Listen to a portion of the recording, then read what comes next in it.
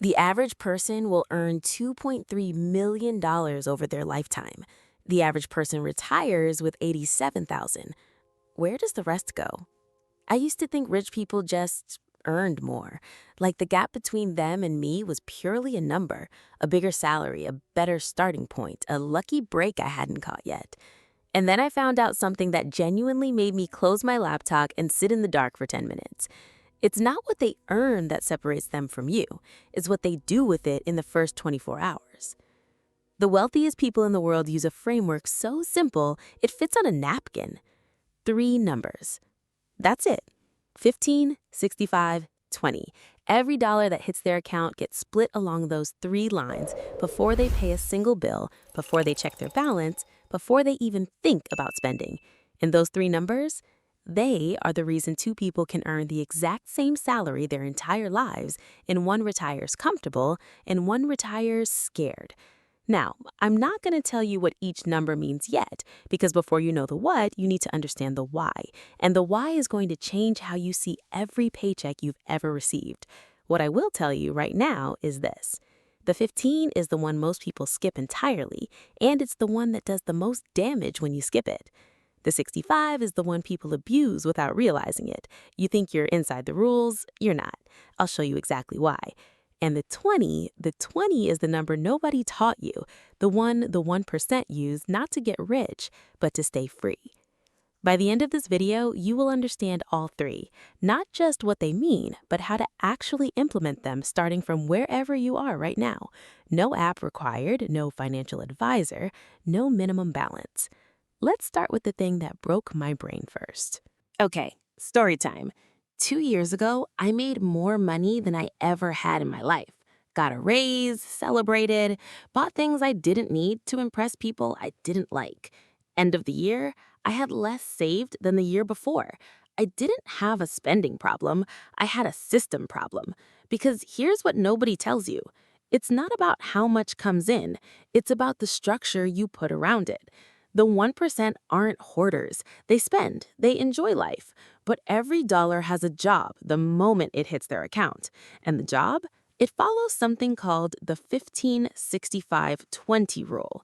15% goes to work for your future, 65% covers your present, 20% buys back your freedom. Simple? Yes, but the way you apply it, that's where most people get it wrong. Let's break all 3 down. Before I get into the buckets, I need you to understand why most money advice fails people. It treats money like a math problem. Like if you just earn X and spend less than X, you win. But rich people don't think in lines. They think in loops. Every dollar they save creates another dollar. That dollar creates another. And you don't work harder. Your money starts working instead. The difference isn't income. It's what you do in the first 24 hours after money hits your account. Here's what I want you to hold on to as we go through each bucket. The 1% don't plan to save. They make saving automatic, invisible, and non-negotiable before they even think about spending. Think of it like this. If your money were water in a bucket, most people have a hole in the bottom and they're trying to fill the bucket faster than it drains. Wealthy people seal the bucket first. Okay, now let's get into it. Bucket 1, the 15%. 15% of every single thing you earn goes directly to your future self, before bills, before rent, before anything. This isn't savings in a jar under your bed. This is investing. Here's the thing about investing that no one explains well. You don't have to be rich to start. You have to be early. The wealthy understand compound interest the way most people understand gravity. It's always working, whether you're paying attention or not. A 25-year-old who invests $200 a month will, statistically, end up with more money at 65 than a 35-year-old who invests $500 a month. Not because of intelligence, because of time. So, what do you invest in? Low-cost index funds, a retirement account if your employer matches. That's literally free money, and leaving it on the table is one of the wildest financial decisions a person can make. The goal of this 15% is simple. You are building a machine, and you never ever turn it off, not when the market dips, not when you're scared, not when Twitter says the economy is ending. You automate it. You set the transfer the day your paycheck hits. You don't look at it every day. You let it run. The 1% don't check their portfolios the way you check your ex's Instagram. They built it. They trust it. They let it compound. Bucket 2, the 65%. 65% is for your life. Rent, groceries, transport, utilities, subscriptions you actually use, the gym you actually go to, coffee, yes, the coffee stays. And before you get stressed, yes, 65% of your income is genuinely enough to live on. But here's where people mess up. They treat this bucket like a whatever goes drawer.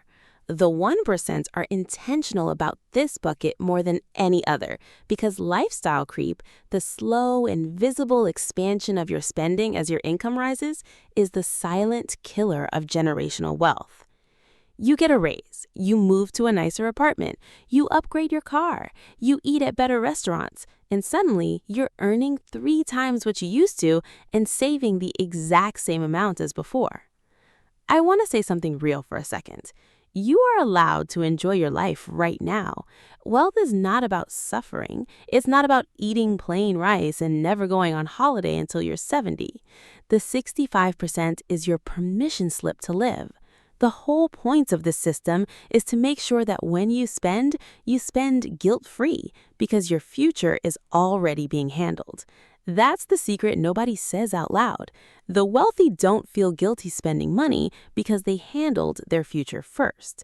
Seal the bucket, then enjoy what flows. Bucket 3, the 20%. This is the bucket most people don't have, and it's the one that changes everything. 20% goes to what I call your freedom account.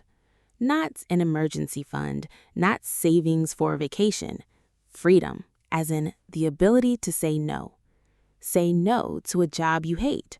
Say no to a relationship that's only working because you can't afford to leave. Say no to staying in a city that's shrinking you. The 1% call it FU money. I'll keep it PG, but you get the idea. This is your security blanket and your launch pad at the same time.